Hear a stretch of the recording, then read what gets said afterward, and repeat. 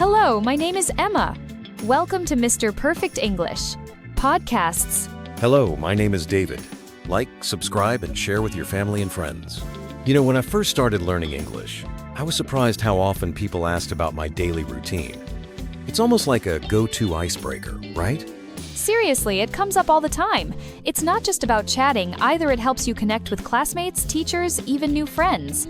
If you can describe your day, conversations get way easier. Exactly. Plus, it's useful for introducing yourself or even just filling those awkward silences.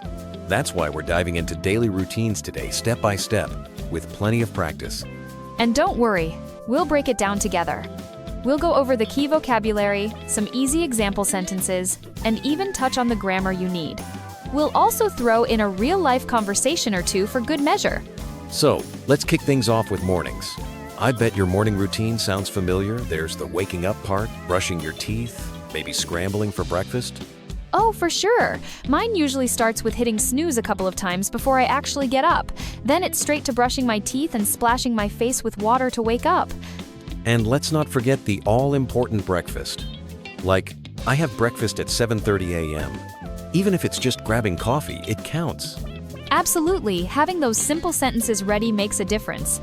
Phrases like, I get dressed or I take a shower can really help you describe your morning clearly. That actually reminds me, timing matters. Saying, I wake up at 7 a.m.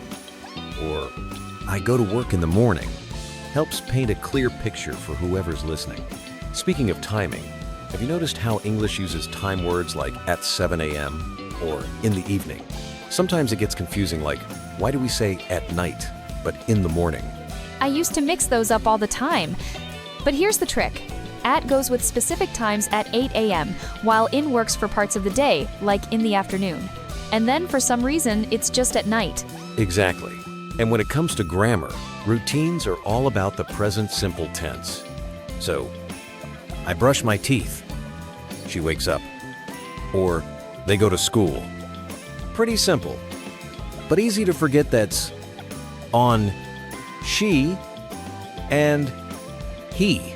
That littles trips people up. He finishes work at 5 p.m., for example. And don't forget the negatives, like, she doesn't eat breakfast. It's all about keeping it simple and consistent. After the morning rush, the afternoon and evening bring their own routines. I love how you can just swap in different verbs and time words, like I read books in the afternoon, or I cook dinner at 7 p.m. Exactly, and everyone's routine is a little different. Some people do homework, others go to work, or even play games.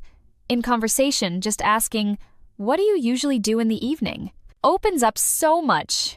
And answers can be as simple as I watch TV, or I play games on my phone. The best part is, these are real sentences you'll actually use. You know, practicing out loud is really key. Repeating lines like, I finish work at 5 p.m. or I go to bed at 10 p.m. helps build confidence. Plus, it makes your speech more natural. Weekends and free time are where routines get interesting. It's not all about work or school. Sometimes you need to talk about what you do for fun. Totally. Saying I play football on weekends or I meet my friends after school helps people get to know the real you. Even sharing that you like to relax or listen to music can be a nice touch. And when you put it all together in a little story like, I wake up at 6:30, I go to work, I cook dinner, it really shows how much you've learned. What surprised me most is how 10 simple sentences can cover your entire day.